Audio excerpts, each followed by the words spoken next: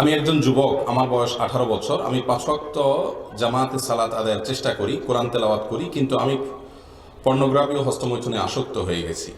আল্লাহর কসম, আমি এই পাপ ত্যাগ করতে চাচ্ছি কিন্তু পারি না।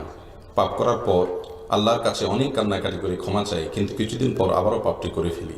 আল্লাহ, তুমি আমাকে মাফ করে দিও।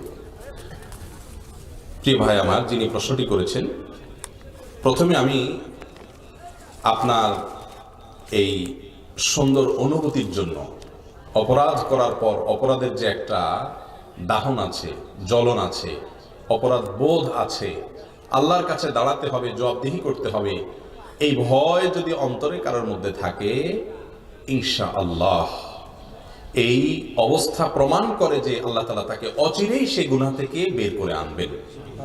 আল্লাহ তাকে বের হয়ে আসার তৌফিক অবশ্যই দিবেন।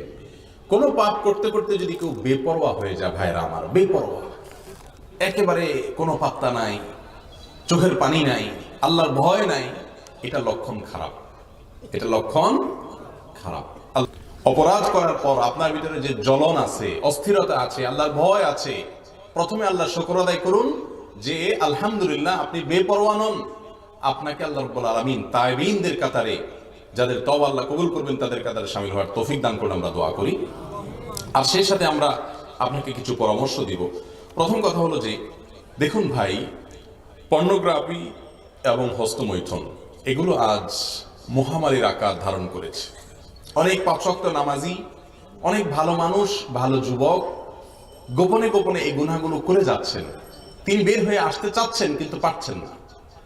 এর জন্য সহায়ক কয়েকটি পরামর্শ আমরা দিচ্ছি। প্রথম পরামর্শ হলো, আল্লাহ রাব্বুল আলামিন এই জাতীয় অপরাধ থেকে বের হওয়ার জন্য পলিসি বাতলাইছেন কোরআনে, ওয়ালা তাকরাবুজ জিনা, জিনার কাছেও যেও না। কেন আল্লাহ বলেছেন জিনার কাছেও যেও না? আল্লাহ লা তাজনু না বলে লা তাকরাবুজ জিনা কেন বললেন? কারণ আল্লাহ জানেন যে জেনার মতো অপরাধ, হস্তমৈথুন এটা জেনা সংশ্লিষ্ট অপরাধ, তারপরে আপনার পর্নোগ্রাফি এটা জেনা সংশ্লিষ্ট অপরাধ। জেনাল আইন আন নাজর, নবী সাল্লাল্লাহু আলাইহি ওয়াসাল্লাম বলেছেন সহিহ মুসলিম হাদিসে, চোখের জেনা হলো চোখ দিয়ে খারাপ জিনিস দেখা। এই অপরাধগুলো মানুষ যখন কাছাকাছি যায় তখন করে, আর যখন একটা ছোট অপরাধ করে তখন আস্তে আস্তে বড় অপরাধের দিকে সে অগ্রসর হয়ে যায়। এই জন্য জেনার কাছাকাছি গেলে জেনা না করে খুব কম মানুষ থাকতে পারে। এই জন্য আল্লাহ বলেছেন আগে থেকে জেনার থেকে কি থাকো, দূরে থাকো, লা তাকরাবু, জেনার কাছে যেও না। এই জন্য প্রথম পরামর্শ হলো, যারা বেঁচে থাকতে চান এটা থেকে দূরে সরতে হবে। দূরে সরা বলতে, দৃষ্টান্ত স্বরূপ, আপনার মোবাইলে এরকম কোন ছবি, ভিডিও, গান থাকলে সেগুলো সব গোষ্ঠী ধরে একসাথে ডিলিট করে দিবেন, ফরম্যাট করে ফেলবেন। এটার জন্য বুকে বল লাগবে, আবার ইমানি শক্তি লাগবে।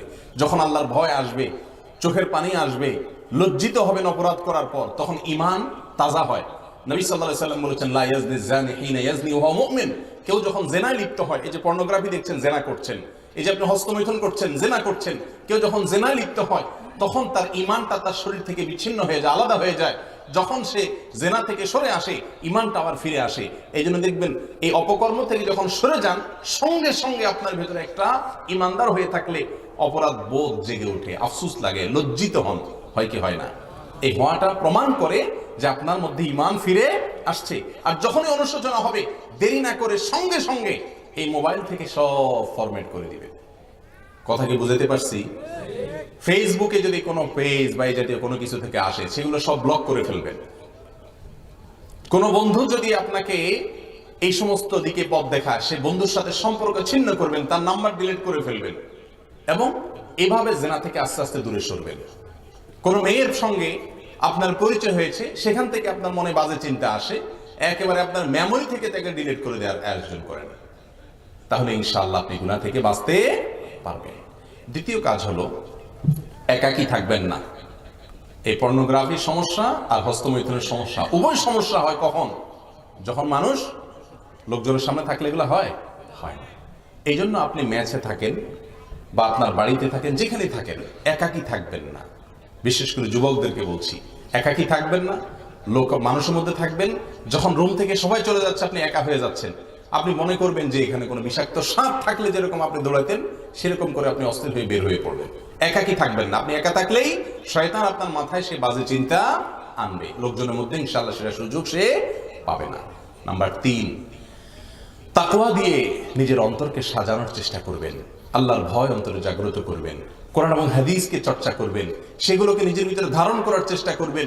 বিশেষ করে গুনাহের যে শাস্তির কথা আছে সেগুলো বিশেষ করে পড়বেন, শুনবেন। আর নাম্বার 4, আল্লাহর নেককার বান্দাদের সাথে থাকবেন, ভালো বন্ধুদের সাথে থাকবেন যারা হারাম থেকে হাজার মাইল দূরে থাকে। ইয়া আইয়ুহাল্লাযীনা আমানু তাকুল্লাহ ওয়া কুনু মা'আস সাদিকিন, নেককারদের সাথে থাকবেন।